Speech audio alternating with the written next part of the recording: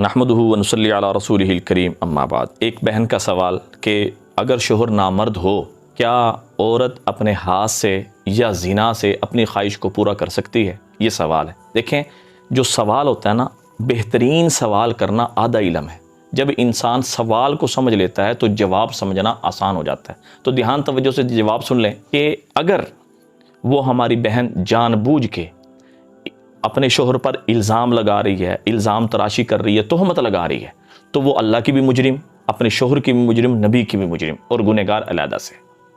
اور اگر وہ جان بوجھ کے طلاق کا مطالبہ کر رہی ہے کسی اپنے اور جگہ پیار محبت ہونے کی وجہ سے، تو وہ اللہ کے نبی کی یہ حدیث سن لے۔ میرے نبی کا فرمان ہے کہ ایسی عورت جو بلا وجہ اپنی شوہر سے طلاق کا مطالبہ کرتی ہے وہ جنت کی خوشبو سے بھی محروم رہے گی، وہ جنت کی خوشبو بھی نہیں سونگھ سکتی، حالانکہ جنت کی خوشبو 500 سال کی مسافت سے آ جاتی ہے۔ اور اگر اس کا شوہر واقعی نامرد ہے حقیقتاً، تو پھر شریعت اس کو اس بات کی اجازت دیتی ہے کہ وہ جو نامرد شوہر ہے وہ الٹے ہاتھ کی انگلی سے اپنی بیوی کو فارغ کر سکتا ہے۔ لیکن یہ بات دھیان توجہ سے کنواری لڑکیاں سن لیں کہ کنواری لڑکیاں اپنے ہاتھ سے بالکل فارغ نہیں ہو سکتی، اپنی خواہش پوری نہیں کر سکتی، شادی سے پہلے اس کی شریعت نے اجازت نہیں دی۔ کیوں؟ اگر وہ اپنے ہاتھ سے خواہش پوری کرتی ہیں تو اس کے دنیا کے بھی نقصانات ہیں اور آخرت کے بھی نقصانات ہیں۔ دنیا کے کیا نقصانات ہیں؟ دنیا کا سب سے بڑا نقصان ان کا یہ ہوگا کہ جو ان کی مادہ منویہ ہے وہ ایک سٹور ہوتی ہے، اور جب وہ ہاتھ استعمال کرتی ہیں اس کو ضائع کرتی ہیں، اور بہت زیادہ جب لت لگ جاتی ہے تو پھر ہر وقت اس معاملے میں لگے رہتے ہیں، تو جس کی وجہ سے ان کے جراثیم، بچے پیدا ہونے کے جراثیم ختم ہو جاتے ہیں، چہرے کا نور ختم ہو جاتا ہے، جسم کی طاقت ختم ہو جاتی ہے، مختلف بیماریاں لمبی ہو جاتی ہیں، بیماری لمبی ہو جاتی ہے، مختلف قسم کے مسائل میں گرفتار ہو جاتی ہے۔ اور آخرت میں اس کا نقصان کیا ہوگا؟ آخرت میں اس کا نقصان یہ ہوگا کہ اس عورت کے جو شادی سے پہلے ہاتھ سے اپنی خواہش پوری کرتی رہی، اس کا ہاتھ حاملہ ہوگا اور ساری دنیا والوں کے سامنے اس کی رسوائی ہوگی، اور اللہ کی نظر سے یہ گر جائے گی۔ پرسلات سے گزرنا اس کا بہت زیادہ مشکل ہو جائے گا، اور قبر کے اندر، اندھیرے کے اندر سانپ بچھو اس پر چھوڑے جائیں گے، اس کے ہاتھ پر سانپ بچھو ڈسیں گے، جس کی تکلیف یہ ہمیشہ ہمیشہ محسوس کرتی رہے گی۔ تو لہٰذا بالکل لڑکیوں کو، جو کنواری لڑکیاں ہیں، ان کو ہاتھ سے اپنی خواہش پوری کرنے کی بالکل بھی اجازت نہیں۔ اور وہ لڑکے بھی سن لیں، لڑکوں کے لیے بھی یہی حکم ہے کہ دنیا کے بھی نقصانات ہیں اور آخرت کے بھی نقصانات ہیں۔ کوئی لڑکا کہے جی میں تو زنا سے بچنے کے لیے جو ہے ہاتھ استعمال کرتا ہوں۔ او بھائی، زنا سے بچنے کے لیے اللہ پاک نے شادی بنائی، نکاح بنایا، نکاح کو اتنا سستا کرو، اتنا جو ہے نا جی آسان کرو کہ جو ہے نا زنا کرنا مشکل ہو جائے۔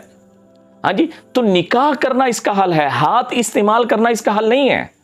دنیا کا نقصان، اولاد کے جراثیم ختم، اور پھر ہوتا یوں ہی ہے کہ جب شادی ہوتی ہے اور سارے پریشان، ٹیسٹ کروائے جی جراثیم کمزور ہیں، پھر اولاد پیدا نہیں ہوتی، جس کی وجہ سے اولاد کی کمی کے ساتھ زندگی گزارنا پڑتی ہے۔ نہ لڑکی ہاتھ سے فارغ ہو سکتی ہے، اپنی خواہش پوری کر سکتی ہے، اور نہ لڑکے اپنے ہاتھ سے فارغ ہو سکتے ہیں، اس کی اجازت نہیں ہے۔ اور اگر لڑکے اور لڑکیاں ہاتھ کی اس خواہش پورا کرنے کی عادت کو چھوڑنا چاہتے ہیں تو اس کا حل میں نے جو ہے نا جی بتلایا ہوا ہے، اگر آپ تلاش کریں گے تو انشاءاللہ تعالی آپ کو مل جائے گا۔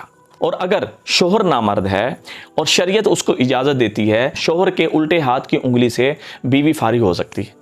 اگر بیوی یہ کہتی ہے کہ بیوی نہیں، میں تو الٹے ہاتھ سے فارغ نہیں ہوتی اور مجھے تو یہ والی خواہش میری پوری نہیں ہو سکتی، تو اس کے لیے اجازت ہے۔ اب شریعت اس کو اجازت دیتی ہے کہ بھی وہ اب خلا لے لے۔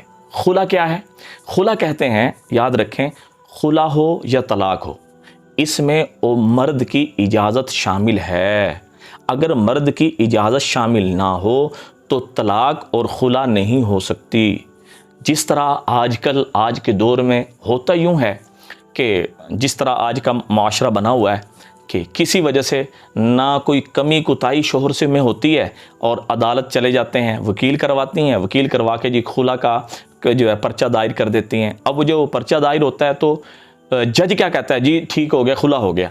اور شوہر نے اس میں کوئی رضامندی ظاہر نہیں کی، شوہر یہی کہہ رہا ہے کہ بھی میں نے اس کا ساتھ دینا ہے، میں نے اس کو بسانا ہے، میں اس کو طلاق نہیں دیتا، میں اسے خلا نہیں دیتا، شوہر یہی کہہ رہا ہے، لیکن جو ہے عدالت یہ فیصلہ کر دیتی ہے کہ جی خلا ہوگی۔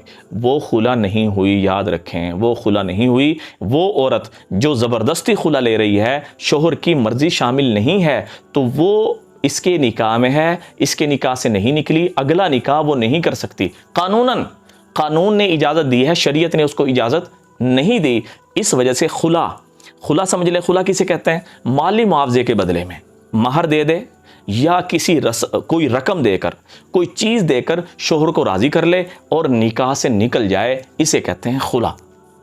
اور خلا سے یاد رکھیے گا طلاق بائن پڑتی ہے، اور اس وجہ سے خلا کرنے کی اس عورت کو اجازت ہے جس کا شوہر نامرد ہے۔ تو لہٰذا دو مسئلے آپ کے سامنے رکھ دیے، اور وہ ہماری بہن جس نے سوال پوچھا تھا، یقیناً مجھے اللہ کی ذات سے بڑی امید ہے کہ ان کو بات سمجھ آ گئی ہوگی، تو لہٰذا صدقہ جاریہ سمجھ کے شیئر بھی کریں، دعاؤں میں یاد رکھیں۔ السلام علیکم ورحمۃ اللہ وبرکاتہ۔